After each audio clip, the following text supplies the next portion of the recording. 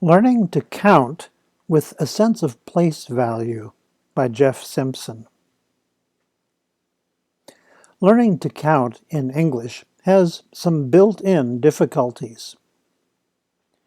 In English, we've got 53, 43, 33, 23, but we don't have 10-3, as you might expect. Instead, we have 13.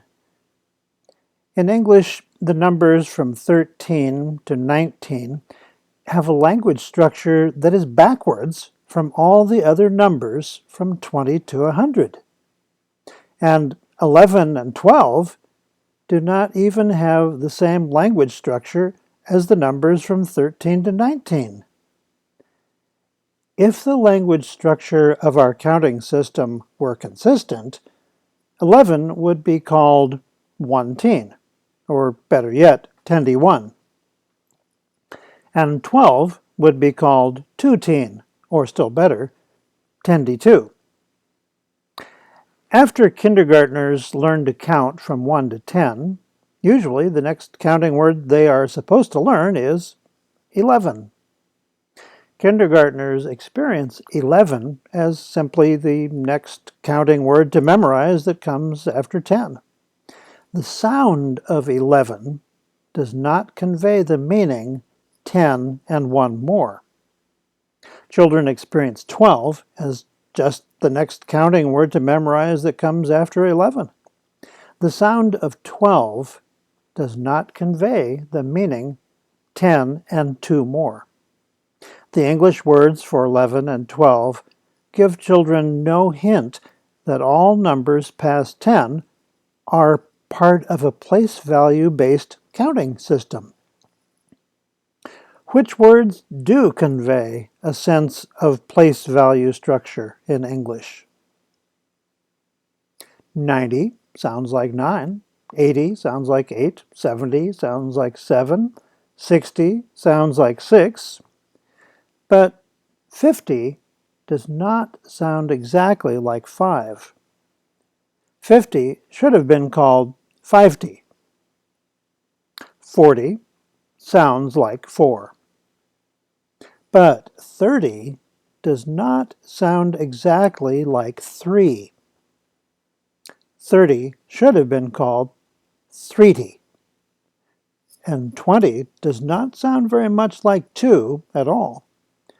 20 should have been called 2-ty. 20 and 30 are the next two multiples of 10 after 10, but the sound of the English words for 20 and 30 does not obviously convey the meanings 2 groups of 10 and 3 groups of 10. 40 is the first word in the English counting system whose sound gives children an obvious hint that it is part of a place value counting system based on multiples of 10. The language structure of the multiples of 10 also presents another problem. When children read or write 60, they learn to call it 60. But do they know why 60 has a 0 in it? No. That's just the way you write 60, or so they think. They read 64 as 64, 63, 62, 61, but they don't read 60 as 60. They think of 6 as the 60 part of 64, 63, 62, 6 as the 60 part of 61, but they think of 60, both the 6 and the 0, as the 60 part of 60. If they think that 60 is the way to write 60, is it any wonder that they sometimes conclude that 61 should be written as 601? Other European languages have similar difficulties. In Spanish, for example, once, doce, trece, catorce, and quince depart from the language structure used for 16, 17, and so on, which actually do give a solid hint of a place value system based on 10. But in Spanish, as in English, the word for 20, 20, sounds nothing like the word for two, dos, and 30 bears but little resemblance to the word for tres. An additional difficulty stems from the fact that some children tend not to hear or pronounce the N at the end of teen. Those children tend not to hear or pronounce any difference between 13 and 30, 14 and 40. That hampers their understanding of the counting system. Given these built-in difficulties, it is not surprising that many American kindergartners struggle with learning how to count. And even when they have managed to learn to count to 100 through sheer rote repetition, many students still have no understanding of the underlying place value system.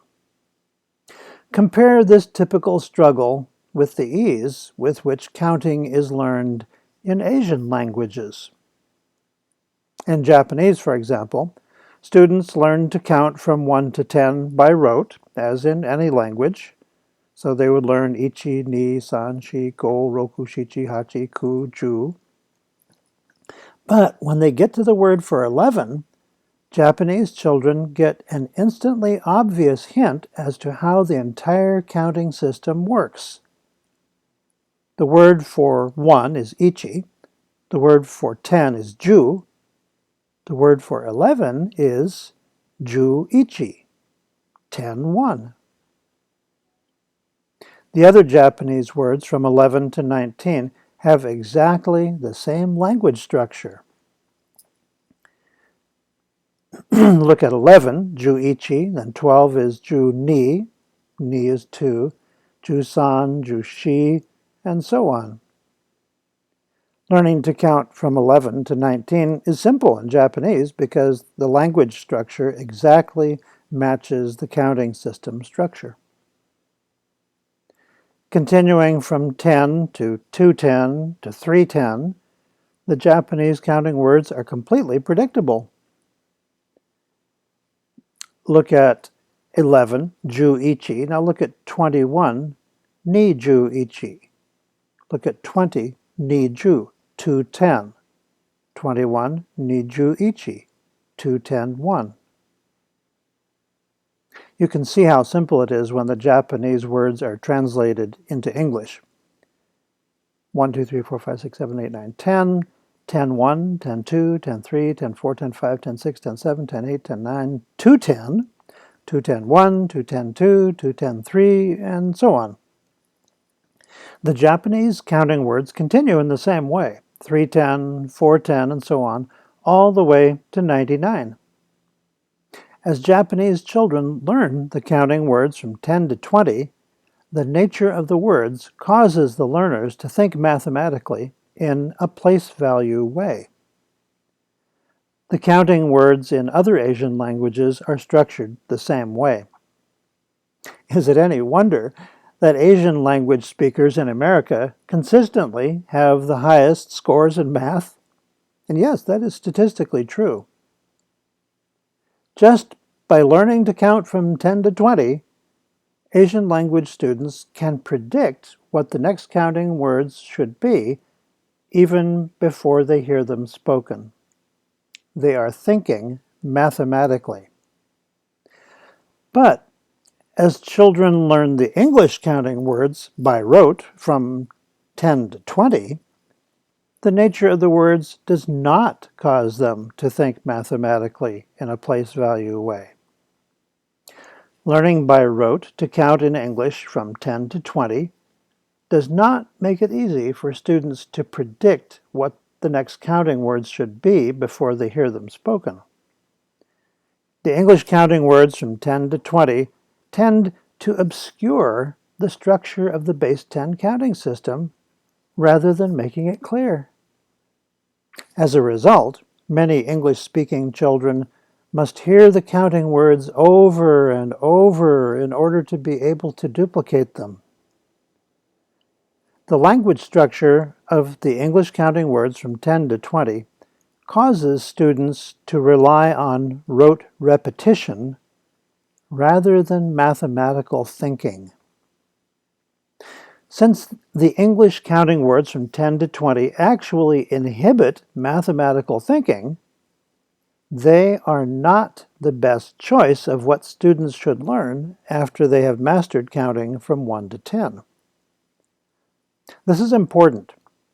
The order in which things exist is not always the easiest order in which to learn. After students learn to count to 10, counting from 11 to 20 is not the easiest task or best learning task to address next. It is better to address a learning task that clearly reveals the structure of our counting system. And that learning task is perceiving, counting, and naming the multiples of 10. Research has shown that students who can recognize a stack of 10 blocks